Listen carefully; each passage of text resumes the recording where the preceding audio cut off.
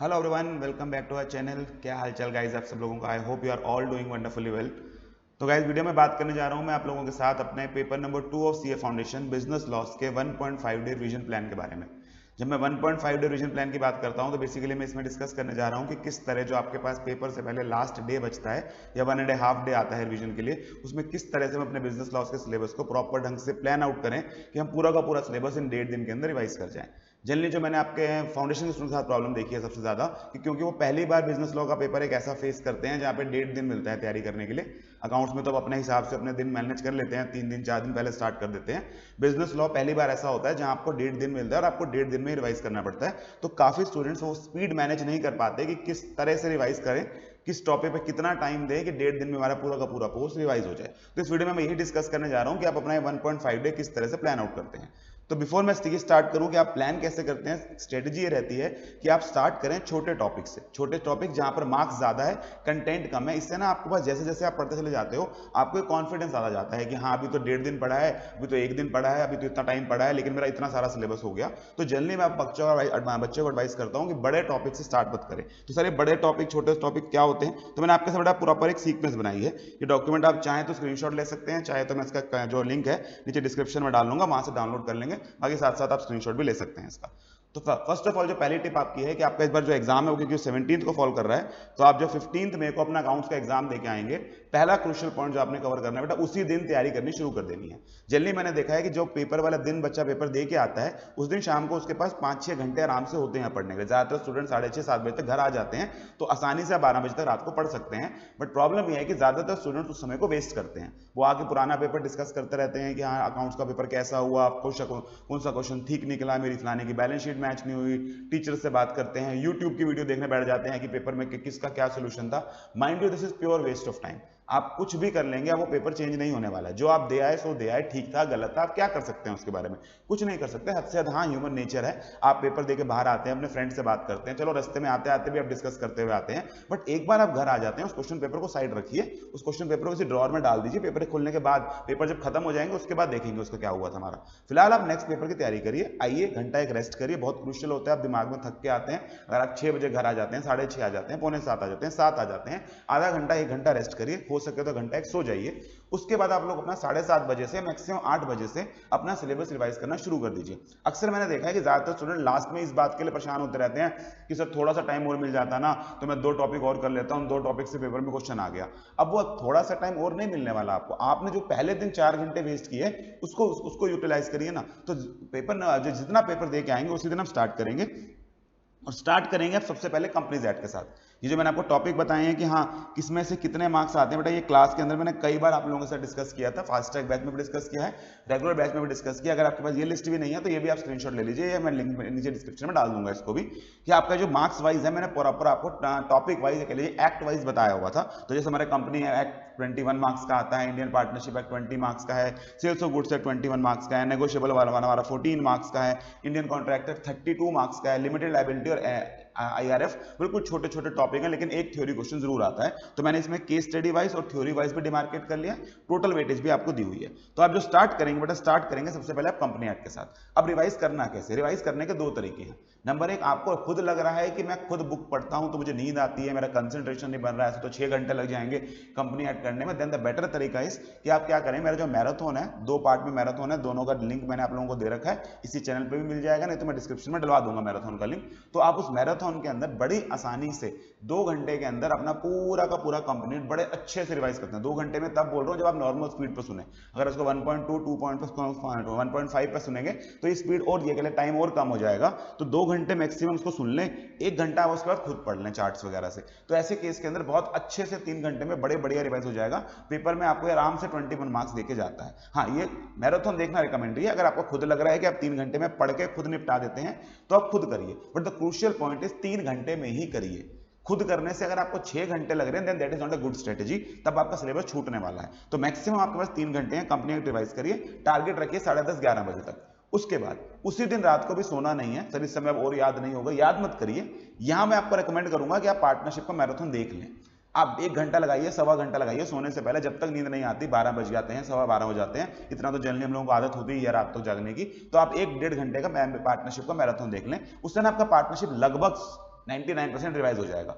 फिर आप अगले दिन उठें, मैं मान के चल रहा हूँ कि रात को 12-1 बजे तक सो जाएंगे, तो पेपर वाले दिन है, पेपर के दिन चल रहे हैं, 6-7 घंटे से ज्यादा नहीं सोता बच्चा, तो 7-1 बजे आप पढ़ने के लिए तैयार बैठ सकते हैं। तो 7 बजे दोबारा से अगले दिन पार्टनरशिप उठाएंगे, अब आप 2 घंटे खुद देंगे। तो सर रात को मैंने मैराथन देखा, सुबह उठ के मैंने रिवाइज किया, मेरा अगले दिन मॉर्निंग में 9 बजे तक पार्टनरशिप एक्ट रिवाइज हो गया। तो ये उन स्टूडेंट्स के लिए जो बेटा सुबह जल्दी उठ जाते हैं। जो बच्चे रात को लेट पढ़ना शुरू चाहते हैं, वो लोग इसी दिन ही, आपका पहले दिन डे 0 पर ही आप रात को 1 बजे तक 2 बजे तक अगर पढ़ते हैं, कुछ स्टूडेंट्स रात को लेट पढ़ते हैं, तो उस कॉरस्पॉन्डिंगली आप इसको दोबारा से अपने हिसाब से रीशेड्यूल कर सकते हैं। आप ये सुबह वाला काम रात को करके सो सकते हैं। देन 9 बजे के बाद आप आराम से ब्रेक लीजिए, 1 घंटा ब्रेक लीजिए। तो आपने कंटिन्यूसली नहीं पढ़ना है, ब्रेक लीजिए, उसमें अपना डेली रूटीन्स जो है, खाना है, थोड़ा सा रेस्ट करना है। 9 बजे तक आप 1 घंटा रेस्ट करके 10 बजे से बेटा फिर हम एक मैराथन सेशन लगाएंगे पूरा पढ़ाई का, 4 से 5 घंटे लगातार पढ़ेंगे, जहां पर हम सबसे पहले एलएलपी करेंगे। छोटा एक्ट अगेन मैंने उठाया है, बिल्कुल छोटा सा कंटेंट है। अगर आप इसका मेरा मैराथन देखेंगे, आपने आज तक भी एलएलपी नहीं किया हुआ ना, तो भी मैराथन देख लीजिए, 30 मिनट के अंदर अंदर मैराथन में सब कुछ कवर किया हुआ है।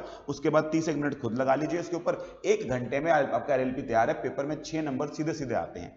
ऐसे इसके बाद एक छोटा टॉपिक और उठा लीजिए, IRF, बिल्कुल स्टार्टिंग वाला, बिल्कुल मुश्किल से, उसके अंदर 4 क्वेश्चन है। लॉ मेकिंग प्रोसेस क्या है, आपका सोर्सेज ऑफ लॉ क्या है, टाइप्स ऑफ लॉ क्या है, इंडियन जुडिशियल सिस्टम का तरीका बता दीजिए, दैट्स इट। वो टोटल आपके पास 4 टॉपिक्स हैं, उन 4 टॉपिक में से कोई एक ना एक जरूर आना है। 1 घंटा लगाइए, आज तक नहीं भी पढ़ा मैराथन देख लीजिए, 30 मिनट ऊपर आपने खुद लगा लीजिए, 12 बजे तक आपका ये कंप्लीट होगा। इससे आपको कॉन्फिडेंस आएगा कि मैंने सुबह से अभी 10 बजे बैठा हूं, 2 घंटे के अंदर मैंने 12 नंबर अपने पेपर के तैयार कर लिए हैं। देन स्टार्ट विद नेगोशिएबल, 12 बजे से आप नेगोशिएबल से स्टार्ट करें, इसको 3 घंटे दें। नेगोशिएबल कोई बहुत बड़ा टॉपिक नहीं है, हार्डली 3 या 4 टॉपिक है उसके अंदर। स्टार्टिंग में इंट्रोडक्शन है, या type of instrument, payable to bearer, payable to order, timed instrument, demand instrument, इस तरह की बातें की गई हैं। देन एक बाउंसिंग ऑफ चेक्स वाली बात है। तीसरा हमारे पास कुछ मिसलेनियस टॉपिक है और प्रेजेंटेशन वाला टॉपिक है। इतना सारी टॉपिक है, तो आसानी से 3 घंटे में रिवाइज हो सकता है। आज तक नहीं किया हुआ, थोड़ा भूल रहा है, मैराथन देख लीजिए, 2 घंटे खुद लगा लीजिए, 3 बजे तक क्लोज। ये आपका दिन का दूसरा सेशन क्लोज हो गया। आपने 10 बजे शुरू किया, 3 बजे तक लगातार आपने 3 टॉपिक करने हैं, एलएलपी, IRF, नेगोशिएबल।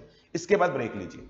जल्दी हो जाता है 2:30 बजे, तो 1.5 घंटे का ब्रेक लीजिए। 3 बजे तक होता है तो 1 घंटे का ब्रेक लीजिए। 3:30 तक होता है तो आधे घंटे का ब्रेक लीजिए। आपको ये, इसके बाद ब्रेक इस पर डिपेंड करेगा कि आपने कब कंप्लीट कर लिया।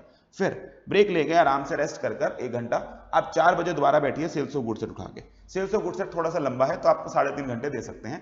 आप 7:30 बजे तक, हार्डली 8 बजे तक इसको कंप्लीट कर लीजिए। 2 घंटे का मैराथन है, इसमें भी मैं रेकमेंड करूंगा मैराथन देख लें, क्योंकि जनरली बेटा सेल्स ऑफ गुड्स सेट थोड़ा लंबा टॉपिक है। हो सकता है आप खुद करेंगे तो आपकी स्पीड शायद मेंटेन ना हो पाए, तो बेटर तरीका यह है कि 2 घंटे का मैराथन देख लें, उसके बाद आप 1.5 घंटा खुद पढ़ें, तो आसानी से आपका 3.5 घंटे के अंदर ही कंप्लीट हो जाएगा। अब आप देखें, आप 16 मई को 7:30 बजे बैठे हैं, आपने 15 तारीख को 7:30 बजे शुरू किया था, आपने कॉन्ट्रैक्ट एक्ट छोड़कर बाकी सब कवर कर लिया है। इससे आपको कॉन्फिडेंस आना चाहिए। इस तरह कॉन्ट्रैक्टेड पेपर में आता है 30-32 नंबर का आउट ऑफ 120, तो मैंने 90 मार्क्स का पेपर तैयार कर लिया है। अभी 1 दिन हुआ है, अभी तो मेरे पास अगले दिन दोपहर को 2 बजे तक का टाइम है। इससे ना आपका मेंटल प्रेशर कम हो जाता है कि हाँ अब मैं आराम से कॉन्ट्रैक्टेड पढ़ूंगा, जितना हो जाएगा उतना अच्छा है। और जब आप इस एटीट्यूड से पढ़ेंगे ना कॉन्ट्रैक्ट को, आप रियलाइज करेंगे कि आपका सारा हो जाता है। तो आप शाम को बैठे रखो, मान लीजिए बेटा ये आपने 7:30 बजे खत्म किया, 8 बजे खत्म किया, तो आधा घंटे का 1 घंटे का फिर ब्रेक ले लेना। ये एक तरह से आपका अर्ली डिनर ब्रेक हो गया। इस दौरान आप क्या करें, थोड़ा सा रेस्ट करें और फिर 8:30 बजे दोबारा बैठें। 3-4 घंटे उस दिन रात को निकाल लें कॉन्ट्रैक्ट एक्ट के लिए, और अगले दिन सुबह पूरा जब तक पेपर का टाइम नहीं आता 5-5.5 घंटे और निकाल लें। तो मोटा मोटा आपने 9-10 घंटे इंडियन कॉन्ट्रैक्ट एक्ट के लिए निकाल लिए। इसमें आप चाहें तो मैराथन देख सकते हैं, चाहे तो साथ में मैराथन देखने के साथ साथ को पढ़ लीजिए, या पूरा खुद आप 10 घंटे में इसको कंप्लीट कर लीजिए।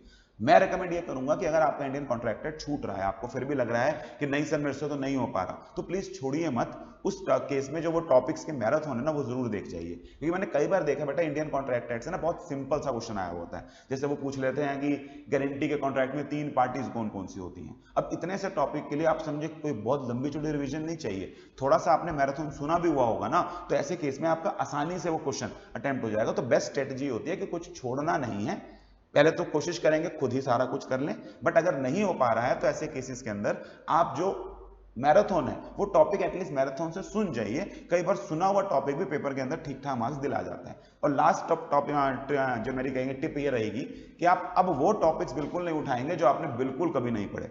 बिल्कुल कभी नहीं पढ़े मतलब आज तक रिवाइज ही नहीं किया, बस क्लास में सुने थे, तो वो टाइम नहीं है कि इस समय जोश जोश में उठा के बैठ जाए, नहीं। बट ऐसे टॉपिक जो आपने एक बार खुद पढ़े हैं, शायद एक आधी बार टेस्ट भी दिया है, उनको आपने जरूर करके जाना है। सर मैंने बहुत समय से रिवाइज नहीं किया, महीना हो गया, 1.5 महीना हो गया, कोई बात नहीं, तभी तो मैंने कहा मैराथन देख लीजिए, साथ में वो क्वेश्चन था, साथ में आप वो टॉपिक खुद रिवाइज कर लीजिए। तो ऐसे टॉपिक नहीं छोड़ने। हाँ, आपने कभी एलएलबी पढ़ा ही नहीं, बस क्लास ही अटेंड की थी, तो उस केस में फिर मैं ये रिकमेंड करूंगा कि इस समय आप उन टॉपिक्स को मत छुएं। तो टिप ये है कि जो आपने आज तक पढ़ा हुआ है, पढ़ा हुआ मतलब क्लास के अलावा खुद पढ़ा हुआ है, वो टॉपिक जरूर करके जाने। तो आप समझे ना बेटा हमने क्यों मेहनत करी थी। अगर हम पेपर वाले दिन उसको रिवाइज करके नहीं जा रहे, पेपर में हमने क्वेश्चन ही अटेम्प्ट नहीं करना, तो हम लोग पहले आप उसको क्लासेस अटेंड करी, फिर आपने खुद टेस्ट के लिए तैयार किया, वो वेस्ट हो रहा है ना। तो उस पॉइंट ऑफ व्यू से भी सोचिए, प्रॉपर ढंग से आपको क्या करना चाहिए, उस दिन कोशिश करें कि जितना हो सकता है मैक्सिमम टू मैक्सिमम रिवाइज करके जाए। और लास्ट पेपर के लिए टिप, पेपर में बेटा जितना हो सके उतना अटेम्प्ट करिए। आई वुड रिकमेंड 100 का 100 रिकमेंड, पूरा का पूरा अटेम्प्ट करके आइए, बट 90 से ऊपर तो अटेम्प्ट करिए ही करिए। आप अगर 70-80 में अटेम्प्ट करके आएंगे ना, तो माइंड यू आपका पास होना थोड़ा सा रिस्की हो जाता है, प्रोबेबिलिटी 50-50 वाली हो जाती है। अगर आप 70 से भी नीचे चले गए फिर तो खत्म है केस, फिर तो आप मान के चलें कि पेपर पास करना बहुत मुश्किल है। तो अटेम्प्टिंग इज वेरी इंपॉर्टेंट। तो लॉ के एग्जाम में कोशिश करें मैक्सिमम अटेम्प्ट करें। हाँ, ये जरूर करें कि आपके जो पहले के 1-2 क्वेश्चन होंगे, क्वेश्चन मतलब पूरे पार्ट, 3-3 पार्ट उसके, वो ऐसे क्वेश्चन हो जो आपको अच्छे से आते हैं। जरूरी नहीं है कंपल्सरी क्वेश्चन से स्टार्ट करना है, जरूरी नहीं है क्वेश्चन 2 से स्टार्ट करना है, you can very well start from question 5, question 6, but पहले जो आपको रीडिंग का टाइम मिलता है ना, उसमें यही देखें कि मुझे कौन से क्वेश्चन अच्छे से आते हैं। तो अच्छे वाले क्वेश्चन से स्टार्ट करना है। माइंड यू आपके पहले 2 क्वेश्चन ना ऐसे होने चाहिए जो एग्जामिनर को उस क्वेश्चन को देख के लगे कि बच्चा पास हो रहा है, कि 20 नंबर का क्वेश्चन था, इसमें से इसके 12 नंबर बन गए, अगला उसने 20 का चेक किया, उसमें से 10 बन गए। अगर आपके पहले क्वेश्चन ही ऐसे है ना जिसमें 20 में से 4 बन रहे हैं, 20 में से 6 बन रहे हैं, तो इंप्रेशन ही जाता है कि बच्चा पास नहीं होने वाला। और अक्सर मैंने देखा है ऐसा पेपर आगे चल के ना पास नहीं होता है। तो माइंड यू आप, मैं मानता हूं आपको पूरा पेपर नहीं आता होगा, बट जो स्टार्टिंग के 2 क्वेश्चन है, 2.5 क्वेश्चन है, वो बहुत अच्छे वाले क्वेश्चन होने चाहिए, जिसमें आपको पता हो इन क्वेश्चंस में तो मैं पास हो ही हो जाऊंगा, तो वो पहले अटेम्प्ट करने हैं। ठीक है जी, तो ये मेरा आपके साथ रिवीजन प्लान था। आई होप रिवीजन प्लान आप लोगों के लिए हेल्पफुल रहे। तो all the very best for exam, take care, good luck for your exam, and मिलते हैं एग्जाम के बाद, आपके साथ पेपर का डिस्कशन लाएंगे। Till then take care, goodbye, all the very best for exams.